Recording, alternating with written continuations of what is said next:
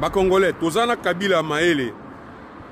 Tozana Kabila Maele, na yena ba communicateur na ye. Comme bango bakanisi lokola. Bato bango baza ko boma na Goma na Bukavu na Est. To komi na monga biso na bango to sala siko théâtre. Bango ba komi siko sala biso siko ba théâtre. Ko ba moni biso za bazoba. Kabila azana Goma. Na outi ko expliquer bino o eza continuité siko.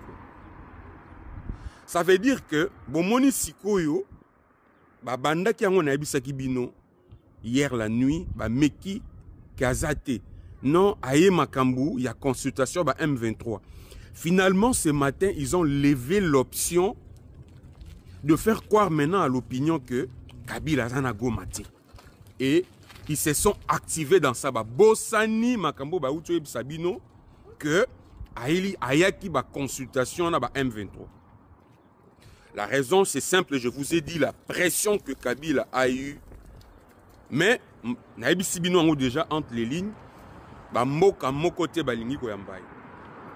Mais si Koyo Bango, Balingi, Bamemabiso nagé à théâtre que Kabila Zana Gomate, voilà, vous êtes précipité, vous avez fait ceci, vous êtes tombé dans le piège. Deux leçons à tirer. Tout ce qu'on a logique na Bango. Dans l'hypothèse où Bango va lobby que Kabila Zana Gomate, pourquoi? Parce qu'ils ont vu ce que les Congolais ont affiché comme réaction, ce que le monde entier a affiché comme réaction. Ça veut dire que Bango Mokosko Kabila ye Moko Zana Goma, mais à Bangi ko s'afficher pembeni ya nanga ba M23 na AFC. Soki M23 na ba FC bazalaki na ba revendication légitime comme lui-même l'avait prétendu. Soki aza mobali, pourquoi aza ko banga ko s'afficher à côté na bango alors qu'il est à Goma? Lui qui a prétendu que Nanga vient libérer les Congolais, Nanga vient libérer le pays, le M23 ont des revendications légitimes, mais pourquoi il a peur de s'afficher avec eux en public alors qu'il est avec eux à Goma? Première de question. Deuxième, conclusion, c'est pour dire quoi? Que Tangubino Sikoyo Bobangi Komitali Sana Corneille Nanga na M23 boye ko rejoindre biso batutosolo bakebaza batumabe parce que muto aza malamu babanga ka ko s'afficher na été ba s'assumaka bino boboyi ko s'assumer parce que vous avez peur du jugement, les jugements de Congolais de la communauté internationale. Ça veut dire que boye ko valider que Corneille Nanga azali assassin criminel, que ba M23 na ba AFC bazali ba terroriste. Personne ne peut accepter de s'afficher avec les terroristes, même si vous êtes avec eux. Mais vous avez peur de vous afficher avec eux. Pourquoi? Parce que vous prétendez que Bango baza ko porter ba revendication légitime. Mais bo s'afficher na Bango. Si ko bo memi biso lokola na moi théâtre, bo solo ba ke bo piéger, non, bo mi piéger bino moko. Parce que personne ne peut se tromper aujourd'hui. Hein? Aujourd'hui, à l'heure de la technologie, mutawi ko ya ko sa théâtre té. Mutawi sa théâtre azate. Mutakoki pe ko bombama azate.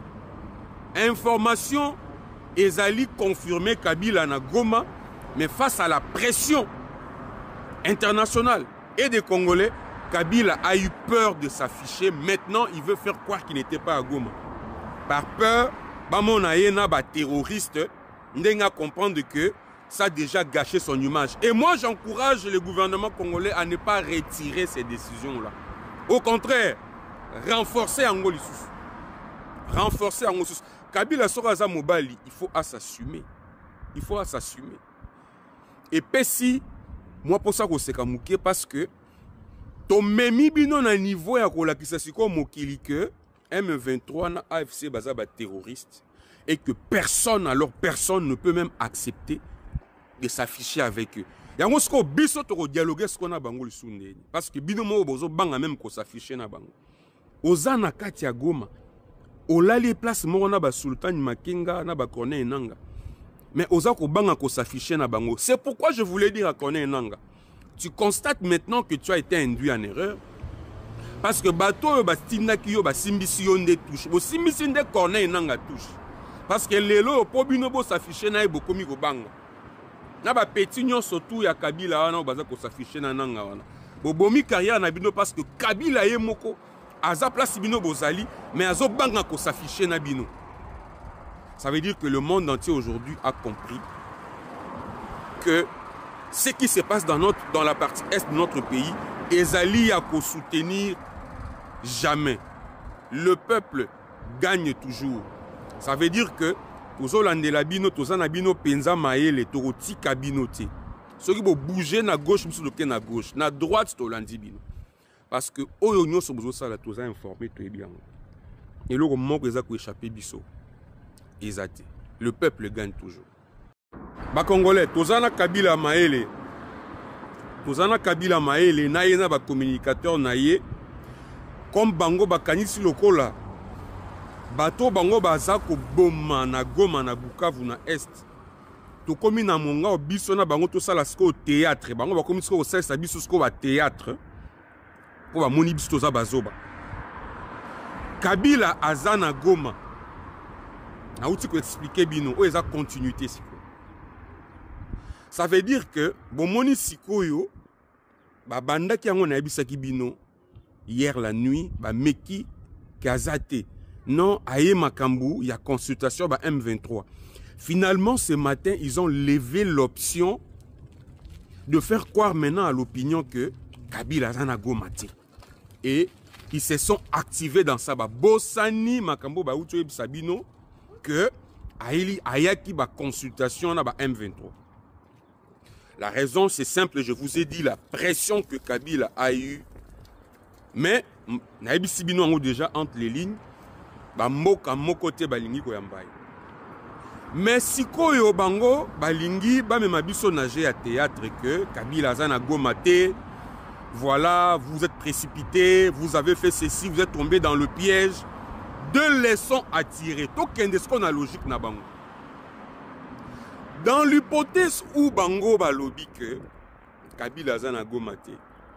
Pourquoi? Parce qu'ils ont vu ce que le Congolais ont affiché comme réaction. C'est que le monde entier a affiché comme réaction. Ça veut dire que bango moko sko ba Kabila ye moko azana Goma mais a bangi ko s'afficher pembeni ya nanga na ba M23 na AFC. Soki M23 na ba AFC bazalaki na ba revendication légitime comme lui-même l'avait prétendu. Soki aza mobali, pourquoi aza ko banga ko s'afficher à côté na bango alors qu'il est à Goma? Lui qui a prétendu que Nanga vient libérer les Congolais, Nanga vient libérer le pays, le M23 ont des revendications légitimes, mais pourquoi il a peur de s'afficher avec eux en public alors qu'il est avec eux à Goma? Première des questions. Deuxième conclusion, c'est pour dire quoi? Que Tangubino Sikoyo Bobangi Komitali Sanab Corneille Nanga na M23 boye ko rejoindre biso batutosolo bake baza batumabe parce que muto aza malamu ba banga ka ko s'afficher na été ba s'assumaka bino boboyi ko s'assumer parce que vous avez peur du jugement, les jugements de Congolais de la communauté internationale. Ça veut dire que boye ko valider que Corneille Nanga azali assassin criminel, que ba M23 na ba AFC bazali ba terroriste. Personne ne peut accepter de s'afficher avec les terroristes, même si vous êtes avec eux. Mais vous avez peur de vous afficher avec eux. Pourquoi? Parce que vous prétendez que Bango baza ko porter ba revendication légitime.